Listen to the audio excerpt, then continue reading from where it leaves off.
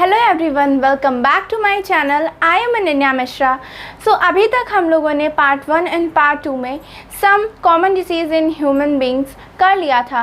अब हम लोग उन डिसीज़ेस के प्रिकॉशंस एंड प्रिवेंशंस पढ़ेंगे। ठीक है, तो आपको पता है कि डिसीज़ 2 टाइप्स की होती है, infectious disease and non infectious disease.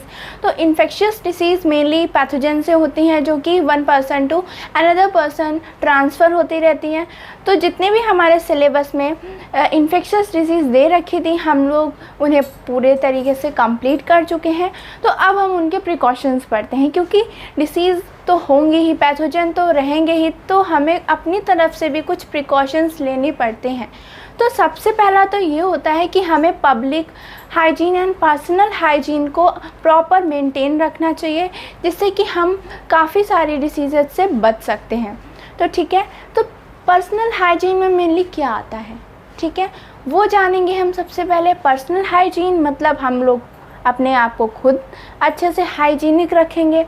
तो पर्सनल हाइजीन में हम लोगों को अपनी बॉडी क्लीन करनी होगी, मतलब आपको रोज़ नहाना पड़ेगा। यस, आपको पानी की बचत नहीं करनी है कि आप नहीं नहाएंगे। रोज़ नहाने से क्या होता है कि आपकी बॉडी क्लीन रहती है, कोई भी इन्फेक्शन अगर का खतरा भी होता है तो वो भी नहीं रहता। देन उसके बाद क्या रहता है, हम लोग खाना खाते हैं, पानी पीते हैं, तो अगर हम लोग प्रॉपर बिल्कुल अच्छी तरीके से फ्रेश खाना खाएंगे, पानी पिएंगे जो कि कंटामिनेटेड नहीं है, ठीक है, तो हम लोग काफ़ी ज़्यादा हेल्दी रह सकते हैं। चांस है 80 to 90% की आप उस डिसीज़ से सेफ़ रहेंगे। ओके, आपको बाहर का नहीं खाना चाहिए, स्टॉल्स में लगे हुए चीज़ें नहीं खानी चाहिए जो कि खुली रखी रहती हैं। तो इन सब चीज़ों का आपको ध्यान रखना है, ठीक है। अब पब्लिक हाइजीन में क्या आता है, पर पब्लिक हाइजीन जानने से पहले मैं आपको ये बता दूं कि मैंने यहाँ पर प्रॉपर नोट्स बना के रखे हैं आपके लिए। ये पूरे एनसीईआरटी से रिलेटेड है, तो आप देख लीजिए। पर्सनल हाइजीन में कीप योर बॉडी क्लीन और consumption of clean food and vegetable and fruit. तो मैंने आपके लिए नोट्स बना के रखे हैं, तो प्लीज़ आप इन्हें अपनी कॉपी में नोट डाउन कर सकते हैं। ये आपके लिए काफ़ी ज़्यादा हेल्पफुल रहने वाले हैं। अब पब्लिक हाइजीन में क्या होता है, हम लोगों को प्रॉपर तरीके से वेस्ट को डिस्पोज करना चाहिए, और जो ह्यूमन एक्सक्रीटा होता है उसको भी प्रॉपर तरीके से डिस्पोज करना चाहिए, ताकि जो वेक्टर्स होते हैं इंसेक्ट्स होते हैं और काफ़ी तरीके के पैथोजन होते हैं, माइक्रोब्स होते हैं जो कि डेंजरस होते हैं, उनमें ग्रोथ ना कर पाएँ। देन हम लोगों को क्या करना चाहिए, cleaning of water reservoir and pools and tanks, और उनका डिसइंफेक्शन भी करना चाहिए। तो ये रहते हैं पब्लिक हाइजीन। अब ये जो पर्सनल एंड पब्लिक हाइजीन है, ये सारे डिसीज़ जितनी भी हम लोगों ने पढ़ी उन सब के लिए कॉमन है कि हमें ये सारी चीज़ें तो अपनानी है। लेकिन कुछ डिसीज़ेस में कुछ एक्स्ट्रा चीज़ें भी करनी पड़ सकती हैं, जैसे कि अभी हम पढ़ेंगे। आपको पता है कि टाइफाइड जो होती है और स्कैरियासिस जो होती है और एमीबियोसिस जो होती है, वो एक ऐसी डिसीज़ेस हैं जो कि खान पान और जो हम लोग पानी पीते हैं, अगर वो ख़राब है हमारा, तो उससे इन्फेक्ट हम लोग हो सकते हैं। लाइक वो फूड एंड वाटर से फैलती हैं। तो ये 3 डिसीज़ होती हैं। तो इसमें मेनली हम लोगों को ये सारे फैक्टर्स को प्रॉपर तरीके से फॉलो करना है। देन एयरबॉर्न डिसीज़ कौन सी होती हैं, निमोनिया एंड कॉमन कोल्ड, ठीक है। अब आप मुझे बताइए निमोनिया एंड कॉमन कोल्ड में डिफरेंस क्या होता है और एक चीज़ कॉमन क्या होती है। ओके, उसमें हम लोगों को क्या ध्यान रखना है। अब दोनों एयरबॉर्न डिसीज़ हैं, मतलब एयर से होने वाली हैं। हम लोग इनहेल करेंगे तो हम लोगों के अंदर जाएगा वो पैथोजन। तो हम लोगों को क्या करना है, ये सारे फैक्टर्स फॉलो करने हैं। प्लस हम लोगों को कोई भी अननोन पर्सन है या कोई इन्फेक्टेड पर्सन है उसके साथ क्लोज कांटेक्ट में नहीं रहना है। हैंड शेक नहीं करना है, उससे ली हुई कोई चीज़ शेयरिंग वेयरिंग नहीं करनी है, ताकि हम लोग इन्फेक्ट ना हो पाए, ठीक है। And then vector borne disease मैंने आपको बताया था कि जो कि इंसेक्ट के थ्रू होती है, मेनली उसमें मैकेनिकल कैरियर का काम करते हैं। जो हमारे पैथोजन होते हैं ना, उनको वो लोग क्या देते हैं, एक राइड देते हैं, चलिए हम लोग चलते किसी हेल्दी पर्सन के पास और उसको हम लोग इन्फेक्ट कर देते हैं। तो मलेरिया और फाइलियरासिस में ये होता है, वेक्टर बॉर्न डिसीज़ होती हैं।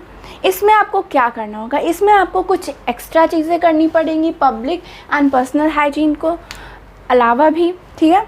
तो इसमें आपको क्या करना है, कंट्रोल और eliminate vector and their breeding places. अगर हम लोग वेक्टर को ही ख़त्म कर दें तो क्या होगा, तो डिसीज़ होने के चांसेस भी कम हो जाएंगे। देन हम लोगों को अवॉइड स्टैग्नेशन ऑफ वाटर। अब आपने देखा होगा कि हमारे घर में जो कूलर्स वगैरह होते हैं, अगर हम लोग उनकी प्रॉपर क्लीनिंग नहीं करते तो उसमें मॉस्किटोज़ जो होते हैं वो उनकी ग्रोथ होने लगती है। अगर कोई गड्ढा है यहाँ पर और उसमें पानी भरा है और वो फ्लो नहीं कर रहा है, तो उसके अंदर बहुत सारे इंसेक्ट जो होते हैं वो ग्रो करने लगते हैं। तो ग्रो करने लगते हैं वो इंसेक्ट वेक्टर भी हो सकते हैं, ठीक है। तो हमें उसका वाटर को स्टैग्नेट नहीं होने देना है, अगर है तो हमें उससे हटाना है। देन हमें क्या करना है, हम लोगों को मॉस्किटो नेट यूज़ करना चाहिए जहाँ पे बहुत ज़्यादा मॉस्किटो हो। तो हमें पता है कि एडिस मॉस्किटो और एनाफिलीज मॉस्किटो जो होती है काफ़ी ज़्यादा डेंजरस है, जिनसे हम लोगों को मलेरिया एंड फाइलेरियासिस हो सकती है, और डेंगू एंड चिकनगुनिया भी इनके एग्जाम्पल्स हैं, वो भी वेक्टर बॉर्न डिसीज़ हैं। और हम लोगों को insecticide in ditches, drainage area, swamps में यूज़ करना चाहिए, ताकि ये हो सके कि जो भी इंसेक्ट वहाँ पे ग्रो कर रहे हैं तो वो वहाँ से एलिमिनेट हो जाएं। ओके। देन एक लास्ट पॉइंट है जो कि बहुत इम्पॉर्टेंट है वेक्टर बॉर्न डिसीज़ के लिए। अगर आपके घर के पास कोई पूल है या कोई तालाब टाइप का है, तो वहाँ पर कई लोग होते हैं वो एक फ़िश यूज़ करते हैं जिसका नेम होता है गैम्बूशिया।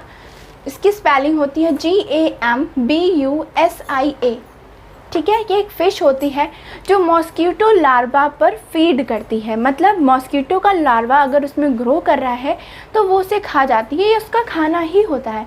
तो बहुत से लोग इस फ़िश को भी यूज़ करते हैं ताकि मॉस्किटो हैं जो वो ग्रो ना कर पाएँ और वेक्टर जो है वो धीरे धीरे एलिमिनेट हो जाए। तो ये तो रहे पब्लिक हाइजीन, पर्सनल हाइजीन और इनके कुछ पॉइंट्स कि हम लोग कैसे बच सकते हैं। हमें पता है कि हमारी टेक्नोलॉजी दिन ब दिन इंक्रीज़ कर रही है, तो बायोलॉजिकल फील्ड में भी इंक्रीज़ कर रही है। तो ये सारी, अगर मान लीजिए आपने ये सब कुछ किया फिर भी डिसीज़ हो गई तो क्या करें, तो फिर बायोलॉजिकल फील्ड में हमें दो चीज़ें मिलती हैं। फर्स्ट, वैक्सीनेशन, जो कि बहुत ज़्यादा इम्पॉर्टेंट है हम सभी के लिए। देन सेकेंड है एंटीबायोटिक्स, जो कि काफ़ी ज़्यादा बैक्टीरियल डिसीज़ेस को सही करने में कामयाब साबित हुई हैं। जैसे कि पहली एंटीबायोटिक जो पेनिसिलिन थी, वो जो वॉर हुई थी तो उसमें जो भी सोल्जर्स के वाउंड्स हो जाते थे, बैक्टीरियल इन्फेक्शंस हो जाते थे, उसको सही करने के लिए यूज़ होती थी। तो ये सारी चीज़ों तो है कि prevention is better than cure. तो हम लोग अपने आप को प्रिवेंट कर रहे हैं, हम सारे प्रिकॉशंस ले रहे हैं। अगर फिर भी डिसीज़ हो जाती है तो इसका भी इलाज है हमारी बायोलॉजिकल फील्ड में, जो कि है वैक्सीनेशन एंड एंटीबायोटिक्स। आपको पता होना चाहिए कि हम लोग वैक्सीनेशन से काफ़ी सारे डिसीज़ेस को सही कर सकते हैं। For example polio, diphtheria, tetanus, pneumonia and lots of disease and hepatitis भी। बहुत सारी डिसीज़ेज़ हैं जो वैक्सीनेशन से भी सही हो सकती हैं। अब इस समय देख लीजिए कोरोना है तो उसकी भी वैक्सीन आ चुकी है। वैक्सीनेशन से बहुत सारे लोग जो हैं वो कोरोना से कम इन्फेक्ट होंगे। ओके, सो ये रहा बायोलॉजिकल फील्ड का इम्पॉर्टेंस इस प्रिकॉशंस में। तो यहाँ पे हमारा लेक्चर ख़त्म होता है। चलिए मिलते हैं हम लोग नेक्स्ट लेक्चर में। हम लोग नेक्स्ट लेक्चर में पढ़ेंगे इम्यूनिटी के बारे में। So thank you for watching. Like करें, सब्सक्राइब करें एंड शेयर करें। आपके पास अगर कोई भी डाउट्स हो तो आप मुझसे कमेंट सेक्शन में पूछ सकते हैं। Bye bye.